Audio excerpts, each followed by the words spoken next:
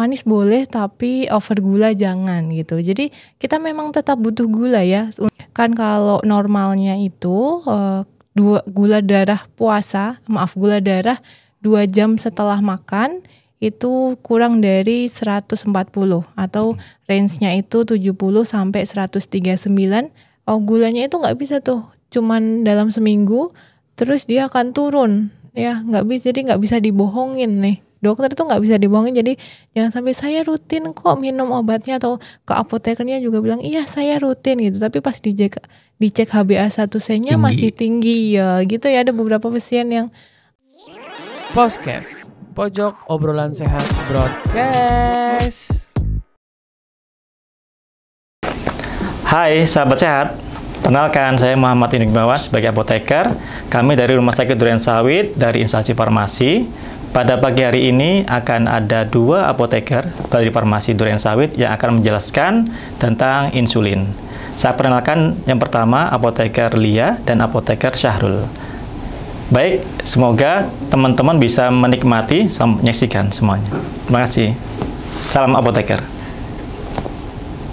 Selamat pagi Mbak Lia. Selamat pagi apoteker Syahrul. Baik, perkenalkan nama saya Lia Nur Hasanah, saya apoteker di instalasi farmasi RSKD Durensawit. Sebelum kita jauh belajar tentang diabetes mellitus, apa itu diabetes mellitus, Mbak? Oke, baik, mungkin sebelum kita belajar soal diabetes mellitus, kita lihat dulu ya angka kejadian diabetes mellitus yang ada di Indonesia. Gitu. Jadi kita lihat dulu dari International Diabetic Federation. Pada tahun 2019 mereka melakukan suatu penelitian kemudian memprediksi bahwa di Indonesia itu akan mencapai 16,7 juta orang yang menderita diabetes pada tahun 2045. Tapi kenyataannya saat ini pada tahun 2025 kita Indonesia ini sudah mencapai 20, sekian juta orang yang menderita diabetes. Jadi lebih banyak ya dari prediksinya. Iya betul. Jadi padahal diprediksikannya masih nanti 2045, sekarang 2025 sudah tercapai gitu ya. Kemudian di tahun 2021 kita juga ditetapkan sebagai negara nomor 5 yang dengan penderita diabetes paling banyak di dunia gitu. Tentu ini jadi perhatian kita bersama bagaimana nanti kita menekan angka itu ya supaya tidak banyak lagi pasien-pasien yang menderita diabetes. Sebelumnya itu diabetes itu apa? Ya, baik, diabetes itu mungkin masyarakat awam seringnya kencing manis gitu ya karena berhubungan dengan gula. Tadi sesuai yang di awal Mas Syahrul bilang manis boleh tapi over gula jangan gitu. Jadi kita memang tetap butuh gula ya untuk beraktivitas gitu kan ya. Gula itu nanti akan dirubah menjadi energi. Tapi nanti kan ketika kita minum atau makan makanan manis kemudian diserap ya oleh peredaran darah, jadi gulanya tuh nggak cuma muter-muter di peredaran darah, dia nanti harus dimasukkan ke dalam sel. Nah sel-sel kita inilah nanti yang ngubah jadi energi. Nah kekurangannya adalah gula itu nggak bisa masuk ke dalam sel sendiri, dia harus kayak dibukain pintu gitu ya, pakai kunci. Nah kuncinya ini namanya insulin. Ya, jadi gula yang ada di peredaran darah nanti ditangkap-tangkapin sama insulin buat dimasukin ke dalam sel-sel kita. Tapi pada beberapa orang si insulinnya ini bisa aja terganggu gitu ya. Jadi gulanya tuh muter-muter aja di peredaran darah sehingga kadar gula darah di tubuhnya pasien itu jadi tinggi gitu. Ya, cukup menarik ya proses terjadinya diabetes mellitus itu.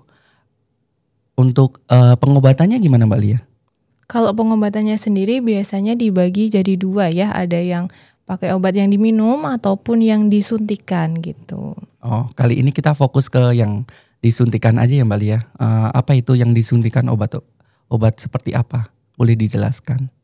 Oke, baik, mungkin sebelum bahas ke terapinya ya. Jadi kita bahas dulu nih kaitannya dengan tadi kan nggak boleh over gula ya. Nah kita cari tahu dulu. Kan kalau normalnya itu gula darah 2 jam setelah makan itu kurang dari 140 atau range-nya itu 70 sampai 139 mg per desiliter ya. kita ambil tengah-tengahnya aja, misal 100 mg per desiliter, kemudian kita rubah ya jadi gram sama liter. Jadinya 1 gram per liter. Artinya dalam 1 liter darah kita harusnya itu cuma ada 1 gram gula gitu. Padahal misal teman-teman gitu ya minum botol kemasan itu ya, teh kemasan gitu ya, teh botol kemasan itu satu botolnya bisa sampai 18 gram. Padahal kan darah kita itu 4,5 sampai 5 liter aja. Jadi kan seharusnya kan cuma 5 gram gitu ya. Tapi ini juga nggak bisa dipukul rata ya. Karena pada beberapa orang itu konsumsi misalnya 20 gram per hari tapi dia beraktivitas banyak. Nah itu gulanya juga hilang juga gitu. Jadi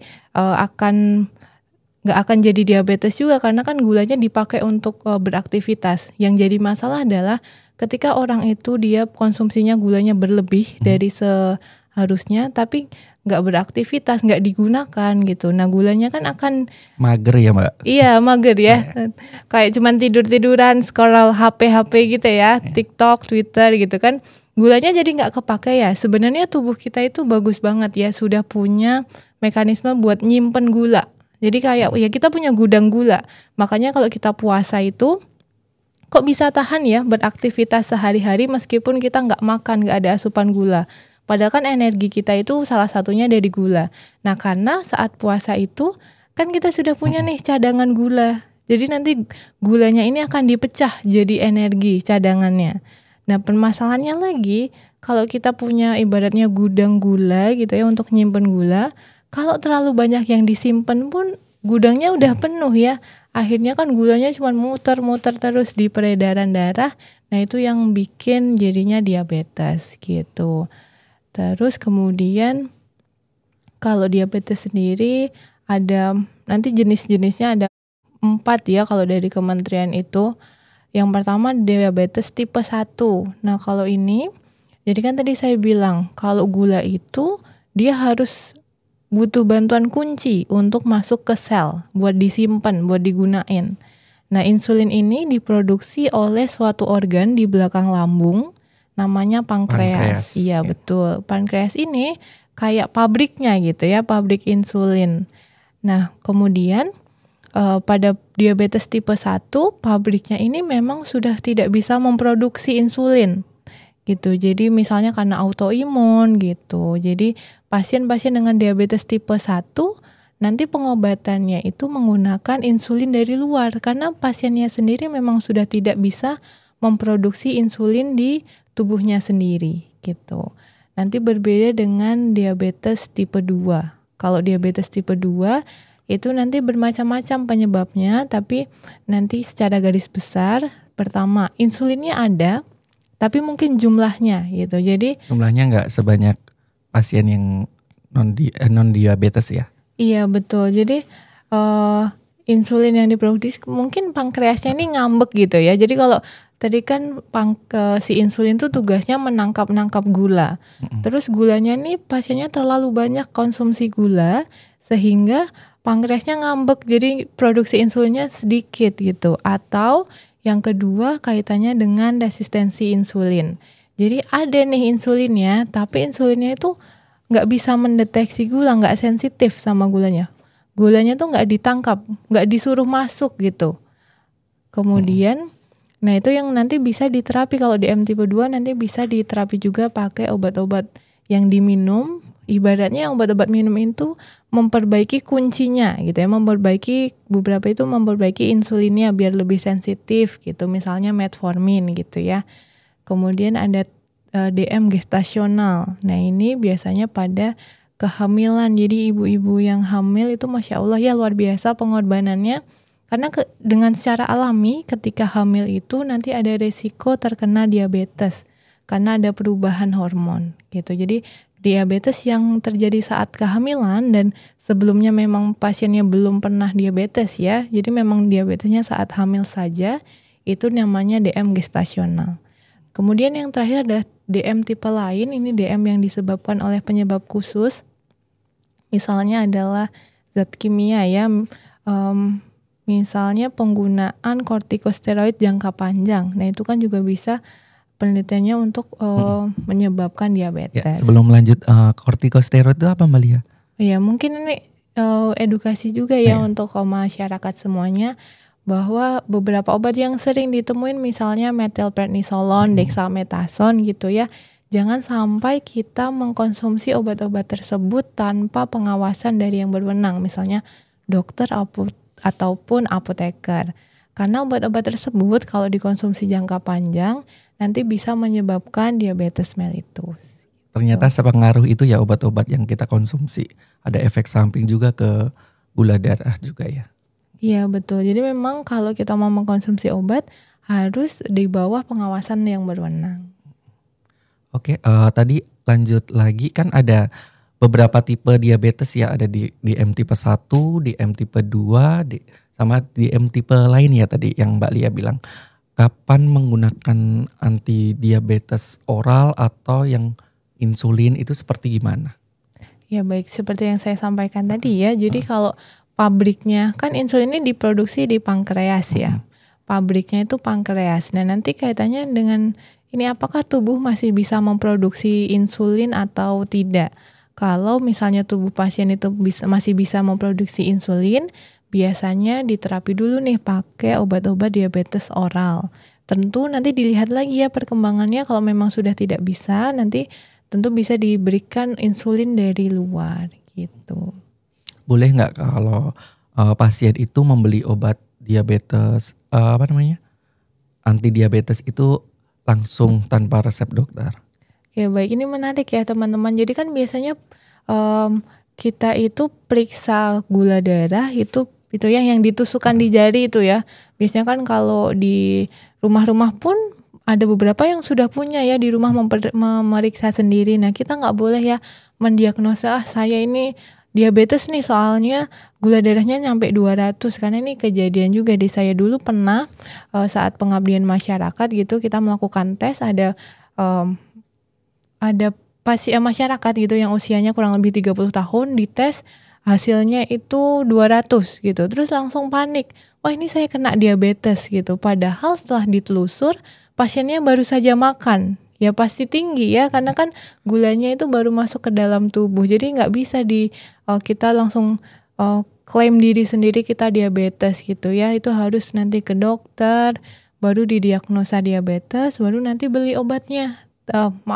Baru nanti diresepkan obatnya oleh dokter gitu. Jadi jangan sampai kita mendiagnosa sendiri tanpa kewenangan dari dokter, dan jangan sampai menggunakan obat tanpa kewenangan dokter maupun apoteker.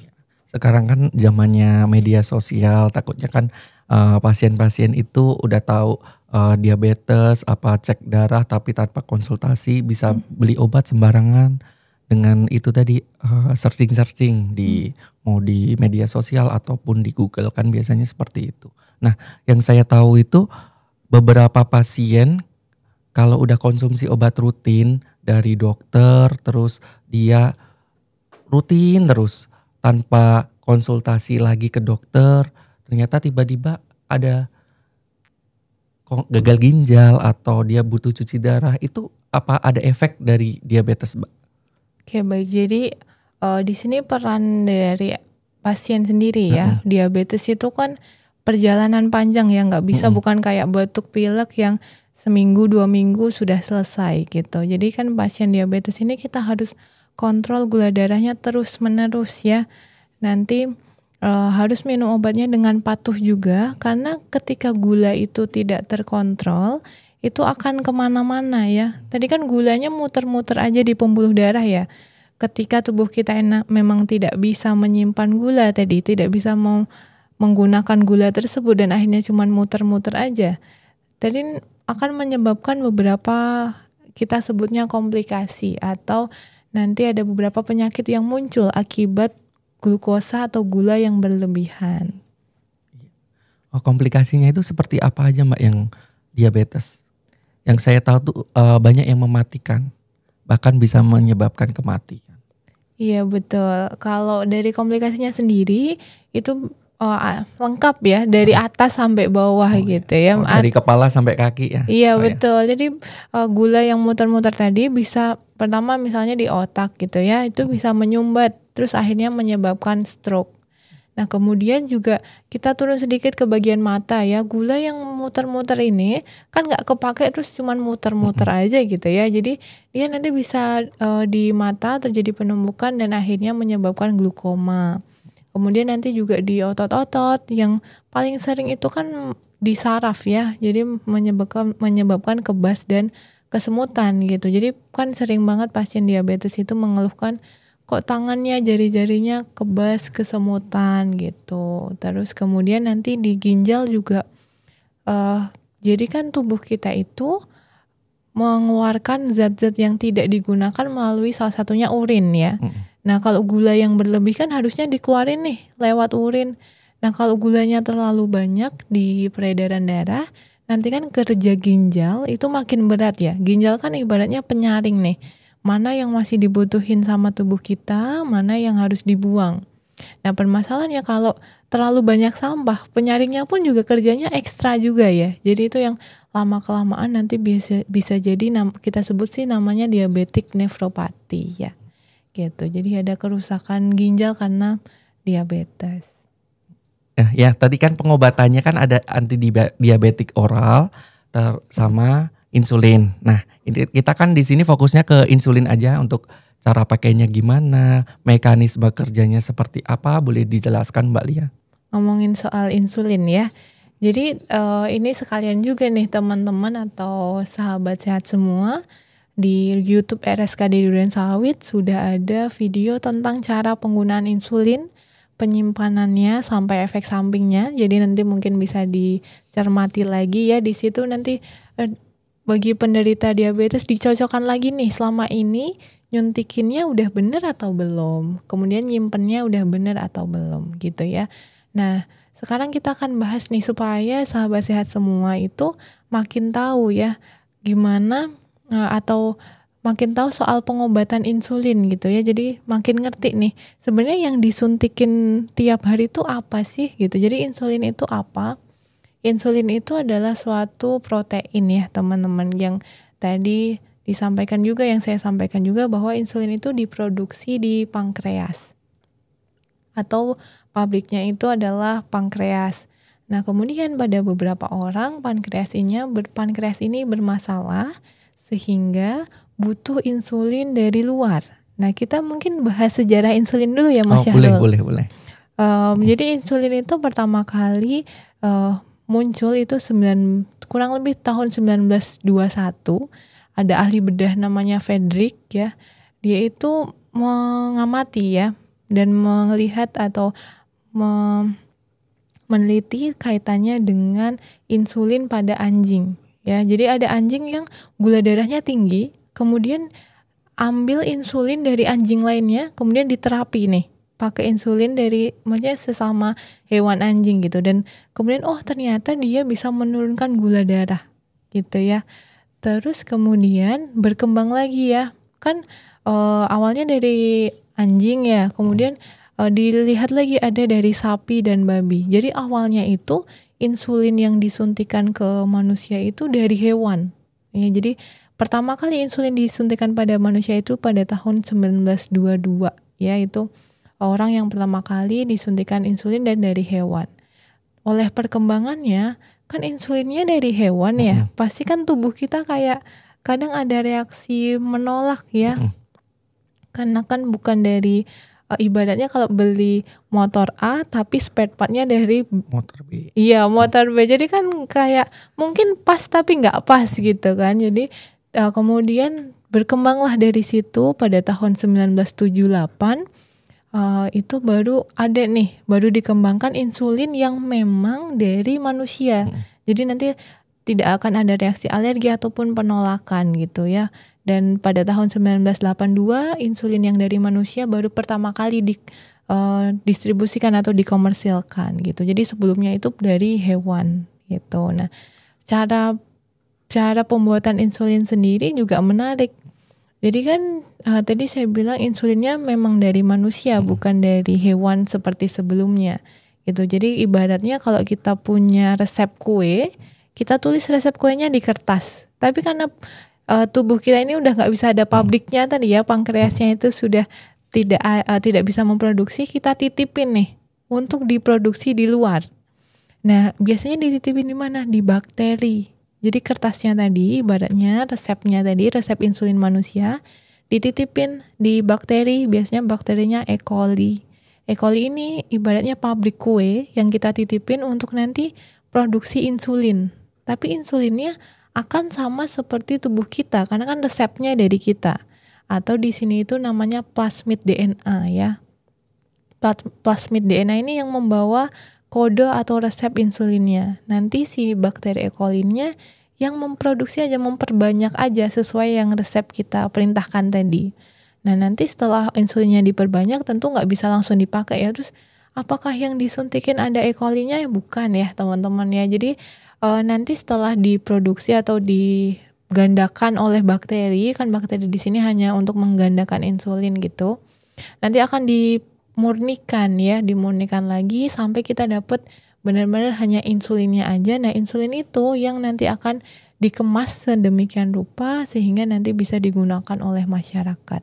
Nah, insulin ini tadi protein bentuknya, makanya kan penyimpanannya ya Mas Syahrul ya, perlu khusus ya.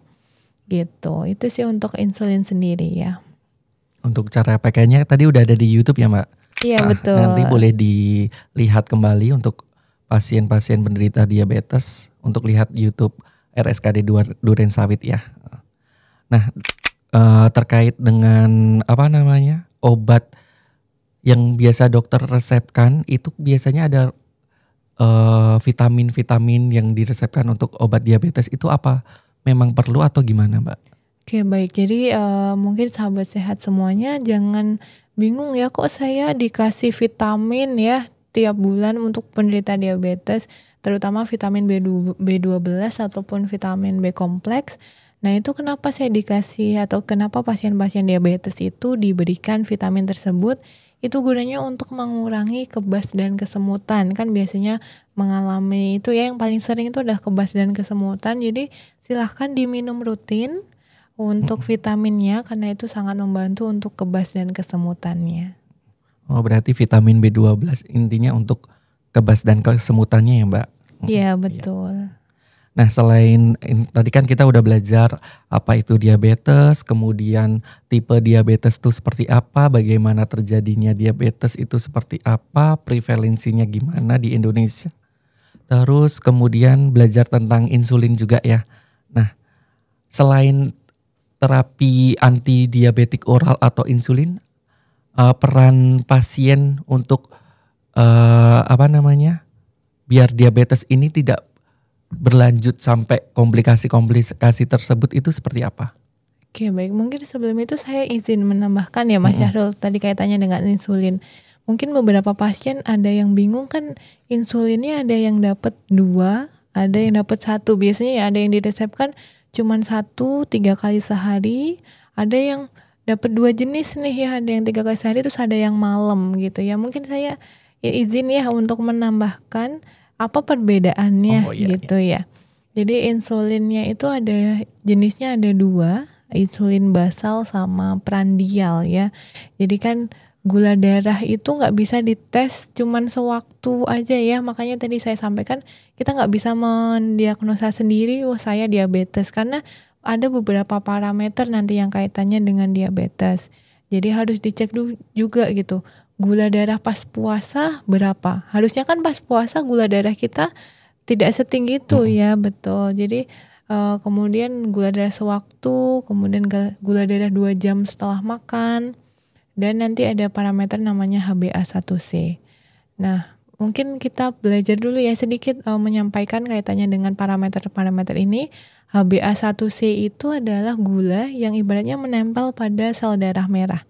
Dan ini sel darah merah kan umurnya 120 hari ya, atau kurang lebih 3-4 bulan gitu. Jadi pada pasien-pasien diabetes jangan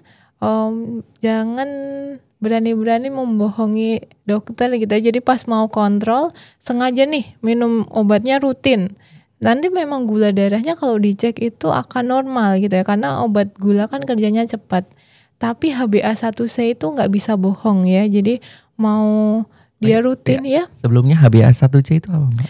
Dia parameter, dia itu gula yang menempel pada sel darah merah. Nah, sel darah merah kan umurnya 120 hari tadi ya. Jadi gulanya itu nggak bisa tuh cuman dalam seminggu terus dia akan turun ya, nggak bisa. Jadi nggak bisa dibohongin nih. Dokter itu nggak bisa dibohongin. Jadi jangan sampai saya rutin kok minum obatnya, atau ke apotekernya juga bilang iya saya rutin gitu. Tapi pas dicek HbA1c-nya masih tinggi ya gitu ya. Ada beberapa pasien yang enggak, kan kemarin gula darahnya udah normal, bilang gitu. Padahal kan gula darah normal itu kan karena minum obat, bukan karena sembuh ya. Jadi memang harus tetap minum obat gitu. Jadi saya ulangi lagi. Jadi kaitannya dengan parameter lab tadi, ada beberapa pasien yang mendapatkan insulin satu jenis aja, insulin basal, atau nanti ada yang dapat 2 jenis, insulin basal atau prandial. Jadi insulin itu ada yang ibaratnya yang satu kayak lampu yang redup, dia terus menerus tapi nyala terus. Jadi dia itu menjaga gula darah pasien itu saat puasa gitu, bahkan saat tidak makan apapun itu dijaga gula darahnya dalam batas normal. Atau ada juga insulin nanti yang dia menjaga gula darah 2 jam setelah makan. Karena kan 2 jam setelah makan kita ada lonjakan gula ya. Nah itu nanti insulinnya itu kayak Lispro atau Aspart gitu, dia akan menjaga itu kayak lampu yang terang. Jadi langsung membantu menyimpan gula 2 jam setelah puasa, tapi dia tidak bisa mengontrol gula darah puasa. Gitu. Jadi kalau Lispro dan Aspart itu dia membantu mengontrol gula darah 2 jam setelah makan, tapi tidak bisa mengontrol gula darah puasa gitu. Jadi inilah kenapa kok beberapa pasien dapat 2 tipe insulin, ada yang satu, tentu tergantung hasil lab dari pengujian gula darahnya itu ya masing-masing pasien gitu. Ya. Kembali lagi tadi pertanyaan saya belum terjawab, Mbak, yang peran pasien dalam pengobatan diabetes itu seperti apa? Apakah perlu ada terapi-terapi lain selain terapi obat gitu? Oke, baik. Tentu obat itu sangat penting ya untuk kita menjaga atau mengontrol gula darah. Tapi yang lebih penting lagi di sini adalah peran pasien itu sendiri. Yang pertama adalah menjaga kepatuhan dalam minum obat ataupun menyuntikkan obat insulin. Harus patuh ya, nggak boleh bohong-bohong gitu pas mau kontrol baru minum obatnya rutin atau merasa udah sehat terus menghentikan pengobatan, itu tidak boleh. Kemudian yang kedua, obat saja nggak cukup ya, kita harus disiplin gaya hidup sehat. Jadi kita harus makannya juga yang sehat, kemudian dijaga, ada olahraga juga yang teratur gitu. Kemudian juga untuk menghindari komplikasi-komplikasi tadi, mungkin terutama kalau yang sekarang itu yang lagi ini ya, yang perlu perhatian itu kaitannya dengan luka diabetes ya. Pasien yang diabetes itu ketika terjadi luka, karena kan banyak gula nih di peredaran darahnya atau di tubuhnya. Jadi ketika luka itu sulit disembuhkan ya, karena kan bakteri suka gula. Jadi bakterinya cepat numbuh, banyak numbuh, jadi susah kering lukanya. Jadi kita himbau untuk pasien-pasien diabetes itu untuk menggunakan alas kaki yang benar dan menghindari terjadinya luka. Itu Mas Syahrul. Oh ya Mbak Lia, saya pernah baca sebuah studi, kalau nggak salah itu penderita diabetes lebih dari 40% itu dia tidak menunjukkan gejala khas. Jadi dia ada risiko serangan jantung. Nah di studi tersebut lebih dari 40% pasien tuh mengalami serangan jantung tanpa gejala khas itu untuk pasien diabetes. Itu kemungkinan seperti apa ya Mbak? Pernah baca nggak atau gimana? Atau secara diabetes itu merusak pembuluh darah atau gimana? Oke baik, ini kaitannya tadi dengan gula yang over lagi ya. Jadi gulanya kan kemana-mana ya. Gula ini dapat merusak salah satunya sel saraf juga.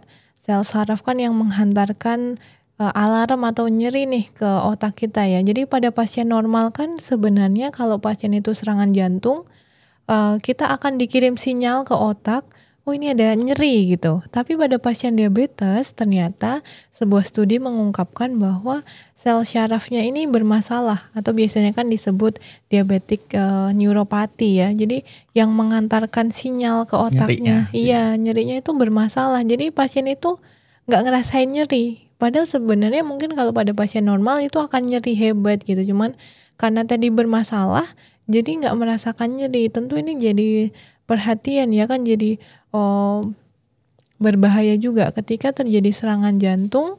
Kalau pasien normal, pasiennya merasa nyeri langsung bisa dibawa ke rumah sakit. Lah kalau pasiennya DM terus nggak merasakan nyeri, padahal posisinya sedang serangan jantung, kan nanti bisa telat dalam penanganannya gitu ya. Terima kasih Mbak Lia atas penjelasannya tentang penyakit diabetes dan terapinya ya. Jadi sahabat sehat, jangan takut dengan diabetes. Dengan pengobatan yang tepat, kepatuhan minum obat, dan gaya hidup yang sehat, diabetes dapat dikendalikan. Ingat, ini perjalanan jangka panjang. Dan ingat, ini bukan soal angka gula, tapi ini soal nyawa. Jangan ragu, selalu konsultasi kepada dokter atau tenaga kesehatan lain, karena kami siap untuk mendampingi Anda. Diabetes terkendali, hidup lebih berarti. Tanya obat, tanya apoteker.